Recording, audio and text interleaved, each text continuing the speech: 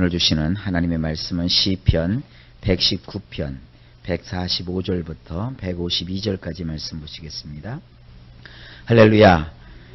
오늘 시편 119편 145절부터 152절까지 말씀은 히브리 알파벳 코프라는 알파벳이 있는데 이 코프에 해당하는 부분입니다. 자, 그 말씀을 보시면 내가 마음을 다하여 부르고 있으니 나에게 대답하여 주소서. 여호와이시여 당신의 규례들을 나는 지킬 것입니다. 자, 여기 보면 시편 기자가 자기의 마음을 다 합쳐가지고 하나님을 부르고 있다는 거예요. 하나님을 간절히 부르고 있어요. 근데 우리 성경에는 부르짖었다라고 되어 있습니다. 되게 부르짖었다 그렇게 생각하니까 소리를 막 지르면서 절규했다 이렇게 생각할 수도 있는데 이것은 그런 것이 아니라 하나님을 부르는 거예요. 우리가 사람을 부를 때 여러분 오늘날 제일 많이 사용하는 게 뭐죠? 휴대폰이잖아요. 휴대폰을 걸면 상대가 어떻게 전화에 응답을 합니까? 진동을 해놓으면 막 울리기도 하지만 벨소리가 상대방을 부르잖아요. 벨소리가 간절하죠. 휴대폰 이렇게 보면 조정을 해놓으면 처음에는 소리가 쬐끄맣게 들리다가 안 받으면 계속 소리가 커져요. 그게 뭐예요? 제발 좀 응답하소서, 응답하소서, 응답하소서. 휴대폰이 떼링, 떼링 혹은 뭐 노래가 나오든 뭐가 나오든 진동이 되든 계속해서 그 주인이 거기에 응답하기를 바라면서 소리를 외치잖아요. 바로 이겁니다. 내가 마음을 다해서 하나님을 향하여 막 부르는 거예요. 하나님 제발 나에게 응답해 주세요. 제발 나에게 대답해 주세요. 언제까지요? 하나님이 받으실 때까지. 근데 우리는 한 서너 번 울리다가 끝내요. 내 맘이죠 뭐. 막 부르다가 에이 안 받으시는가 보다. 하나님이 잠깐 마실 나가실 수도 있잖아요. 하나님이 잠깐 또 다른 일에 바쁘셔서 못 들으실 수도 있잖아요. 그러니까 언제까지 하나님을 불러야 되느냐?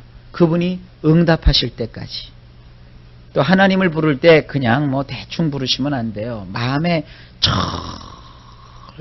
절박한 마음을 가지고 하나님을 불러야 돼요. 근데 하나님이 얼마나 놀랍고 위대하신 분이신지 모릅니다. 세월이 험할수록 더 우리가 주님을 부르고 더 찾아야 됩니다. 그런데 사람들이 주님을 찾기는 찾는데 엉뚱한 데서 찾아요. 하나님 말씀을 붙들고 주님을 찾아야 제 길로 하나님을 찾을 수 있는 것이거든요.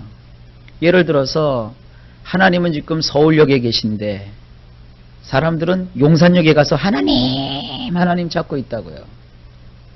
아무리 거기서 그야말로 발악을 하고 소리를 질러도 하나님 지금 서울역에 계세요. 그럼 어디로 가야 돼요? 먼저 서울역에 가서 불러야 되잖아요. 또 전화를 했는데 번호가 111에 1111 이면 111에 1112를 눌러야 뭐 상대가 받든지 말든지 하죠. 111에 1112를 걸어놓고 왜 전화를 안 받느냐고 심통이 이렇게 나봤자 소용없어요. 번지수가 정확해야죠. 그래서 하나님께서 우리에게 주신 것이 뭐냐? 하나님 말씀을 주신 거예요. 이단들을 따라서 뭐 소리를 지르고 괴성을 지르고 뭐가 나타났다 그러고 뭐 해도 하나님 들어주지 않으세요. 하나님의 말씀을 통해서 제대로 된 하나님에 대한 지식과 하나님이 무엇을 원하시는지 하나님이 어떤 일을 하시는지를 잘 알아서 하나님의 마음에 합당하게 우리가 하나님을 찾아야 되는 거예요. 여기 보세요. 내가 마음을 다하여 부르고 있으니 나에게 대답하여 주소서. 하나님이시여 당신의 규례들을 나는 지킬 것입니다. 응답하시는 하나님과 더불어 반드시 나오는 게 뭐예요? 하나님의 규례예요. 그러니까 성령에 충만한 사람은 하나님의 말씀대로 살아야 돼요. 성령에 충만하다고 하면서 하나님의 말씀대로 살지 않으면 그건 큰 문제예요. 성령 충만함과 말씀으로 우리가 결단하고 말씀대로 살아가는 이 두 가지를 여러분 절대로 놓치지 마시기를 주님의 이름으로 다시 한번 당부합니다. 146절입니다. 나는 당신을 부르고 있사오니 나를 건져주소서. 그러시면 나는 당신의 증거들을 준수할 것입니다. 여러분, 기도하여서 응답을 받고 우리가 내가 훌륭해서, 내가 멋져서, 내가 잘나서가 아니죠. 기도 응답을 통하여 나를 건져주시면 나는 뭐 하겠다는 거예요? 하나님의 증거들을 준수하겠습니다. 말씀대로 살겠습니다. 이겁니다. 여러분, 말씀대로 사는 결단이 있기를 주의 이름으로 축복합니다. 147절 나는 먼동이 트기 전에 도와달라고 부르짖으리니 이는 당신의 말씀을 내가 소망하고 있기 때문입니다. 우리 성경에는 새벽 전이라고 되어 있죠. 새벽이 되기 전이란 뜻이거든요. 근데 원문에는 뭐라고 되냐면 먼동이 트기 전에 도와달라고 부르짖는다는 거예요. 먼동이 트기 전, 이게 언제예요? 지금 이 시간이라고요. 이 시간에 도와달라고 부르짖으리오니 이는 당신의 말씀을 내가 소망하고 있기 때문입니다. 기도도 역시 하나님의 말씀의 바탕에서 내가 먼동이 트기 전에 하나님께 부르짖는 거예요. 148절 캄캄한 밤이 되기 전부터 나의 두 눈은 깨어있어 당신의 말씀을 묵상하려 합니다. 이게 뭡니까? 이 밤중이 시작이 되면 밤이 시작되잖아요. 저녁이 되고 밤이 되죠. 밤이 점점 깊어지죠. 깊은 밤이 된단 말이에요. 여러분, 깊은 밤에는 뭐 하시나요? 홀걸 주무시잖아요. 근데 여기 시편 기자는 이 깊은 밤이 되기 전에 나의 두 눈은 깨어서 하나님의 말씀을 묵상하고 있습니다. 지금 그거예요.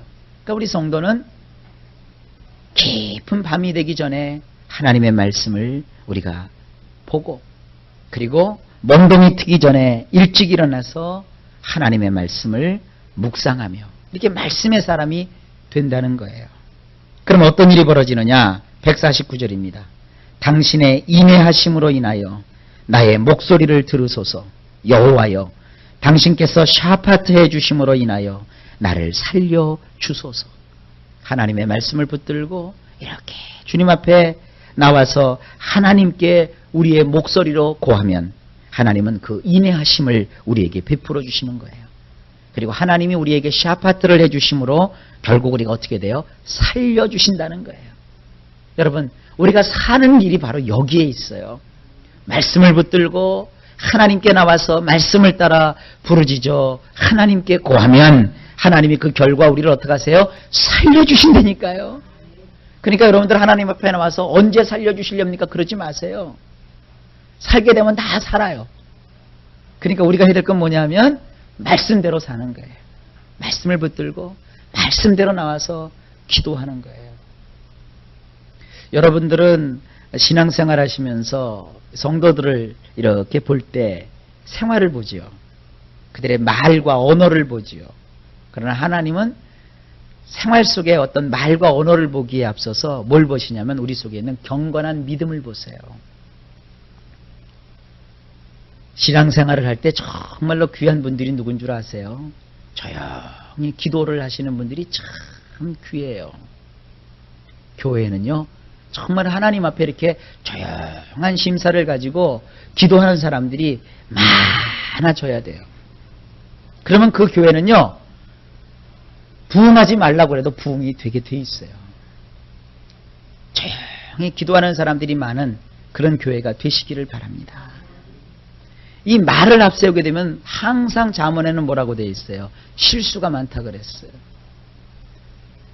듣기는 속히 하되 말하기는 더디하라 그랬어요. 많이 들어야 되지만 말할 때는 아껴서 정식하라 그랬어요. 근데 어디 사람이라는 게 그래요. 서로 만나서 뭐 이렇게 하다 보면 말이 막 튀어나오죠. 말 때문에 어떻게 돼요? 실수하게 되죠. 말 한 번 실수하면 말이죠, 몇 번의 말을 더해야 그걸 덮는 줄 아세요? 옛날에 그 루터가 그랬어요. 사람이 거짓말을 한 번 하면요, 그 거짓말을 덮기 위해서 거짓말을 몇 번 더 해야 되느냐면 30번을 더 해야 된대요. 30번. 그러니까 아예 거짓말했을 때 아이고 내가 실수했어, 내가 잘못했어, 그러면 끝나는데 그 내가 실수한 말을 덮으려면 30번 더 거짓말을 해야 그게 덮어진대요. 그게 뭐예요? 거짓말하면 그게 덮일 수가 없다는 거예요. 그러니까 말은 여러분 적게 하는 게 좋습니다. 교회는요, 신앙을 가지고 신실하게 이렇게 말씀을 붙들고 하나님을 부르는 자들이 많아져야 돼요.